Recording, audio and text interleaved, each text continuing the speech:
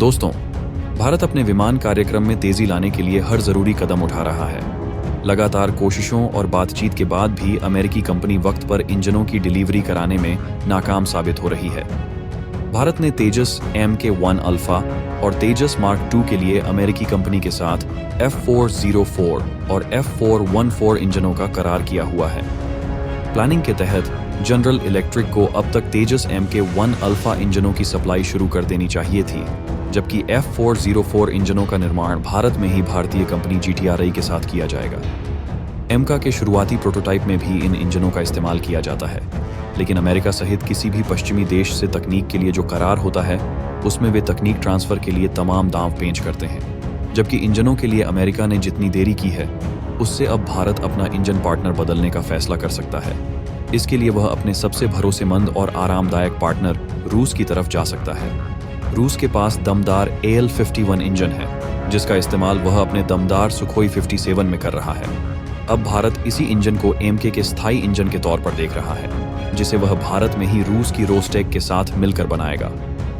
भारत ने तेजस mark II विमानों के लिए एक शानदार कम्युनिकेशन सिस्टम भी विकसित किया है, जो तेजस विमानों को अत्याधुनिक क्षमताओं से लैस करने की दिशा में एक बड़ा कदम है।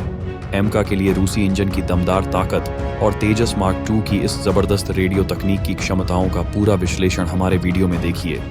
इंजन सप्लाई में अमेरिकी कंपनी की नाकामी के कारण भारत अब अपना पार्टनर बदल रहा है और रूस की रोस्टेक के साथ मिलकर स्टेल्थ विमानों के लिए इंजन तैयार करेगा।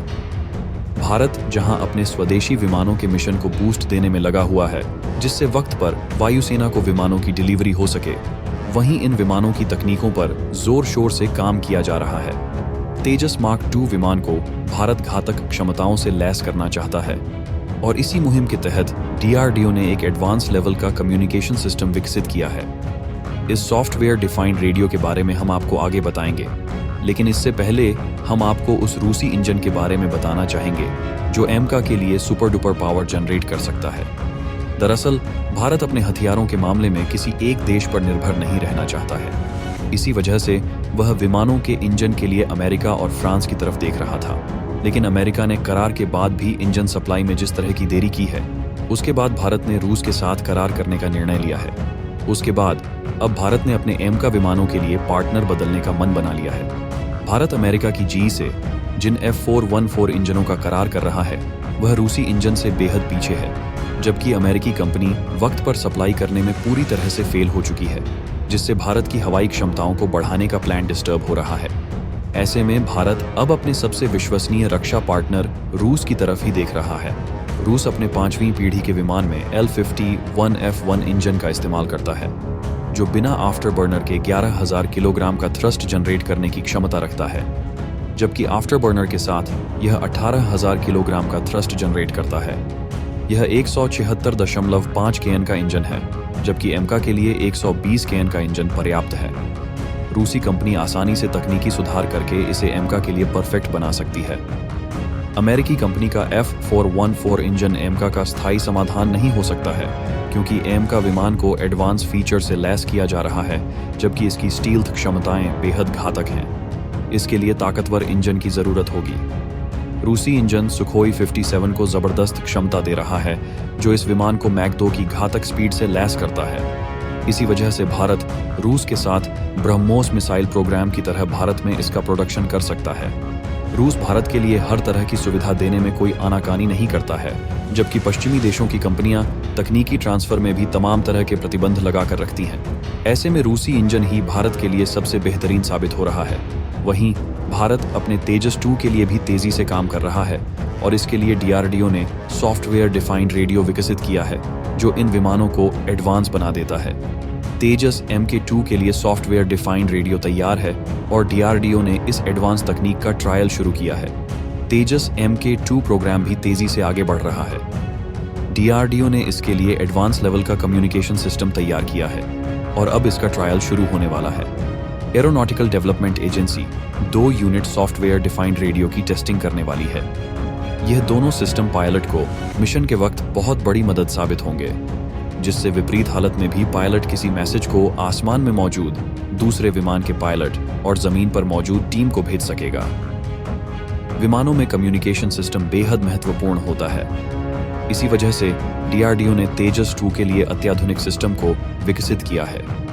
यह विमान भारतीय वायुसेना की ताकत में ताबड़तोड़ इजाफा करने वाले हैं। इसके आने के बाद भारत को इस रेंज के विमानों को विदेशों से खरीदने की जरूरत नहीं होगी।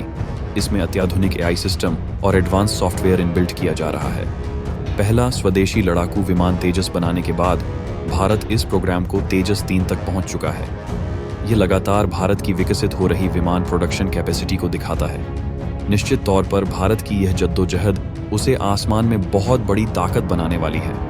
आज दुनिया का कोई ऐसा हथियार नहीं है जिस पर भारत काम ना कर रहा हो। लेजर वेपन से लेकर परमाणु पनडुब्बी तक भारत बना रहा है। एयरक्राफ्ट कैरियर जैसा विशाल हथियार बनाकर भारत ने अपनी क्षमता का जबरदस्त प्रदर्शन किया है। वहीं भारत लगातार कई घातक मिसाइल बना रहा है। जब भारत ने पहली पृथ्वी मिसाइल बनाई थी, उसी वक्त से वह इस मामले में सबसे आगे जाने की प्लानिंग के साथ काम करना शुरू कर दिया था। और आज भारत हाइपरसोनिक मिसाइल बना रहा है, जबकि दुनिया का सबसे घातक मिसाइल डिफेंस सिस्टम भी तैयार कर रहा है। लड़ाकू विमानों के मामले में भी भारत का सफर कुछ ऐसा ही है। तेजस के बाद भारत ने रुकने का नाम नहीं लिया है और आज वह एमका प्रोजेक्ट तक पहुंच चुका है। लेकिन इंजन की जंग अभी तक जारी है।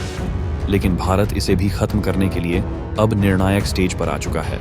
रूस का इंजन इस मामले में भारत के लिए सबसे ठोस समाधान होगा। फ्रांस और अमेरिका भले ही कितने भी दावे करें, लेकिन वे रूस का विकल्प कभी नहीं बन पाएंगे। भारत अपने एमका विमान को हर तरह से ताकतवर बनाना चाहता है। इसके लिए वह किसी भी तरह का जोखिम लेने को तैयार है, जबकि अमेरिकी इंजन इसके लिए उपयुक्त नहीं है। फ्रांस भी भारत को इंजन का ऑफर दे रहा है, लेकिन वह भी रूस की तरह खुलकर तकनीक साझा नहीं करेगा। इसी वजह से अब इंजनों की डील पश्चिम से खिसक कर रूस की तरफ जाने वाली है, जो रूस के साथ भारत के रिश्तों को और मजबूत बनाएगी। इससे उस अमेरिका का भी क्रोध जलना तय है, जो इंजनों की डिलीवरी में अपने गुरूर की सारी हदें तोड़ चुका है। तो दोस्तों, भारत के स्वदेशी विमानों के मामले में आए इस बड़े अपडेट को जानकर आपको कैसा लगा? कमेंट करके जरूर अपने विचार साझा करें।